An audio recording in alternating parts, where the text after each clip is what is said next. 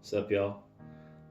This video I'm going to go over the subframe and engine removal out of my 8th Gen Civic SIF G2. Going to be doing it out of my shitty little garage.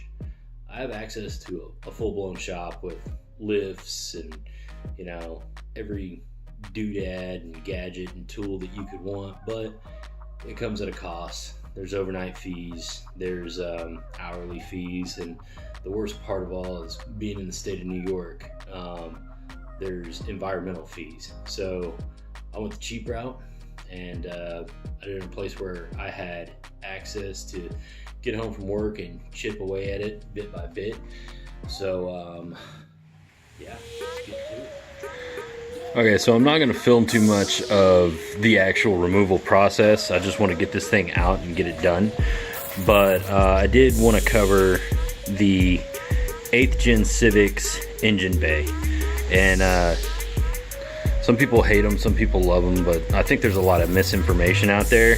But I did want to show this in my video to show you how easy it really is. So if you recall the last clip that you guys saw over the engine bay had, like, you know, the engine running, there was the airbox in there, and then the battery was right there. All right, those are the two things that really throw people off. They look in here and they think, oh, you know, you can't get into anything, it's all cluttered.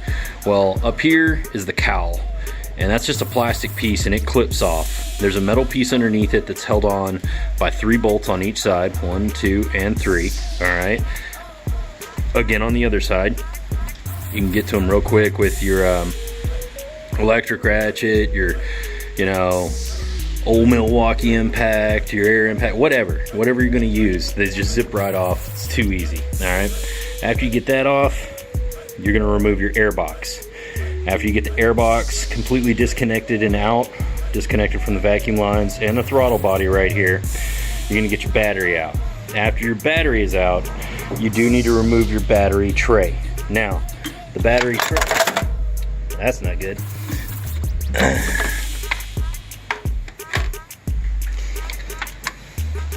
The battery tray, you got these 2 lower bolts down here underneath the tray that you can't see and are kind of a bitch to get to, but the battery tray slides right up off them after you just loosen them a little bit. So there's bolt hole here, and behind this wiring harness there's one right here. These are just loose, so they're just kind of flopping around right now. They're not like that when everything's connected. But you undo these 2 bolts, get a long extension, loosen these up just a little bit, and then pull straight up on the battery tray. There is a little bracket on this side of the battery tray too you got to get out, but it's too easy. And you can look down in here and you can see how much room you actually have. And the thing that really throws people off is they're so used to the EG, the EK, you know, the EM1, the EM2 chassis and everything. They look at it and they're like, oh, it's not a B series, oh, there's no room to work. Well, nothing in this engine bay is designed to come out the top. Like, none of it. You know, you're supposed to pull the radiator out the top, but you pretty much got to take the front bumper off and the whole front end. Everything else drops out the bottom, okay? So your transmission mount right here, all right, 2 studs on opposite sides right there, and then the chassis mount or the bolts underneath here. I leave that just as is. I just undo the studs right here, and it acts as kind of like you know, an alignment index when I'm raising the engine back up. So I just line those up, and then everything just kind of goes into place. The other thing is dropping the subframe, and dropping the subframe is a big step, but it's too simple. Almost forgot to mention the other thing that you have to do in order to get the engine out. I kind of jumped ahead a little bit, but is remove the ECU, and that's why it was unbolted right there. So I was trying to show it for display purposes, but it sits right here.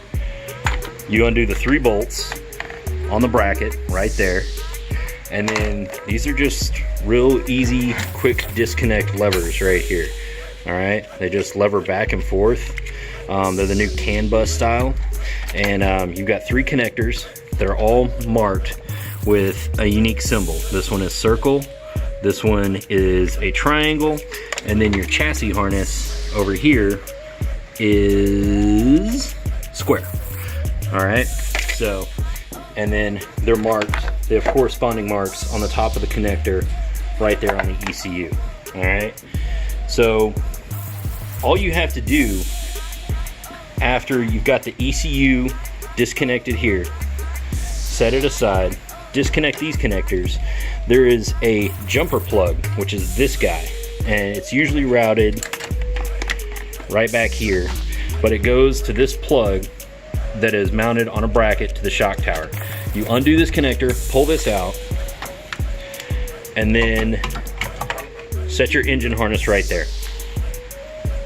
That's it. All right, that's genius. Now, you will have to follow the starting and charging harness down here, disconnect it from the alternator, the knock sensor, and the starter and the starter input wire, and get that disconnected and freed up from the actual engine. So that's part of actually going underneath the car, but most everything up top up here, I do everything in steps and sequences.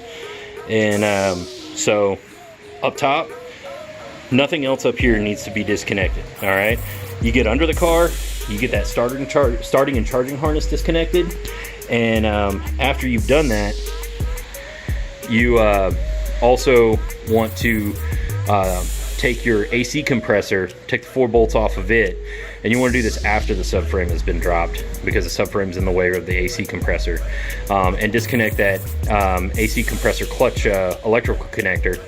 And after you've gotten that done, then everything is free of the engine, as long as you've gone back here, as I already have, and gotten all your heater hoses and your fuel lines and everything else like that disconnected. So it's real simple. Airbox out, battery out, ECU out. Disconnect all ECU connectors, of course, when you're disconnecting the ECU. Remove the ECU jumper cable.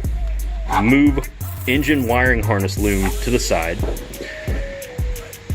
Also disconnect your clutch slave and disconnect your transmission linkage, because this is all coming out engine and transmission as one. So, you know, naturally you're gonna do that. All right, get under the car, disconnect the remaining connectors, and then you can get this engine out with a floor jack. All right, so barring that, you know, you have to drop the subframe. So most everything is done up top here. I'm gonna continue working, but I'm gonna pick back up when it's time to go over a quick walkthrough on a fast, simple, and easy method on how to disconnect the subframe, get it freed up out from under the car, and get the engine ready to be lowered onto like a furniture cart or something like that. All right. Okay, step 1. Get in here, yank this protective cover off. There's your steering linkage. Step 2, take your Sharpie, make an alignment mark up the whole thing so it lines up right, or pretty damn close to it, when you get ready to reinstall. Step 3. Cool. All right, moving on. Okay, so the next step is your tie rod in right here. Pull out the cotter pin, preferred impact tool,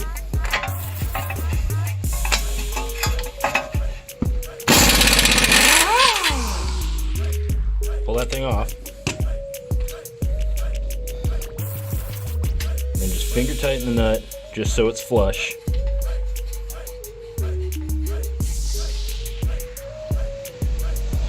And then beat it out with a hammer. All right, do this on both sides. This is going to be these 3. All right, I've already loosened them. You're going to remove these 2 nuts and this bolt. All right, this connects the lower control arm to the actual spindle / hub assembly in the lower ball joint. All right, you're going to undo these, get them loose, use your preferred impact tool. All right, do this on both sides. is the front motor mount bolt and nut. Use your impact tool of choice. Get that thing out of there. And while we're under here, here's the bottom of the oil pan. Way to get the rear motor mount bolt out. So there's the bolt head right there. It faces towards the driver's side. There's our oil drain plug. All right, that direction, that way, is the passenger side wheel. All right, you just need to get this main stud out of the center of the motor mount in order to drop the subframe and also remove the engine. The bracket right here that mounts the oil pan can stay on. All right, at this point, once you get this thing out of here, your motor is only going to be supported by the top shock tower mount that is pretty much directly above me, and then also the transmission mount that I pointed out that is right above the training right here. So it's just going to be dangling, but it'll only be there for a short period of time. We'll get the subframe down and then get a jack under the engine with a block of wood, and then go from there. Okay, the next step is probably one of the most, I wouldn't say it's like the absolute worst, but it's pretty annoying. So we're on the passenger side right here, right next to the crank pulley. There's the exhaust manifold and where the exhaust downpipe meet. And then that is the electrical bulkhead connector for the electric power steering in this vehicle. All right, you have to disconnect 4 connectors. 1, 2, and there's 2 smaller ones. All right. Now the last couple steps to this process of getting the subframe out is getting the 4 corner bolts and just these 2 side bolts. So if you look right here, this bolt that I'm putting my light to right here, that holds the subframe. All right, and then we go under here, subframe bolt, opposite side, same location. Driver's side wheel right here. Right back, following the sway bar right here. And you can see that little guy right there. All right. So what I like to do in this process is I undo the rear 2 first, completely. I take them out. I don't touch that little guy right there. I leave the 2 in the front end, but I bust them loose with the impact. And then I remove my jack stands and my wheels, and I get the car lower using the point on the actual subframe, the lift point that is on the subframe right up there. All right, and I slowly lower the entire chassis and everything down. After I've got it as low as I can, you know, I lower the jack stands, get them pretty low, rest the car on those, remove the front 2 bolts, and then remove the side bolts, and then gently lower everything down, and it all comes out. So I'm gonna get to that and get this thing pretty low, and hopefully we've got enough room in there to put our little movers dolly under the engine, but we do need to brace it so we don't put all the weight on these motor mounts. But yeah, just gonna get to it and get this thing pulled out, and we'll continue on in a bit. All right, there you go, finished product. Hey, y'all ever forget shit? I know I do. So here's some stuff that I didn't cover with the removal, and going over some of the other steps that really, you know, are kind of common sense.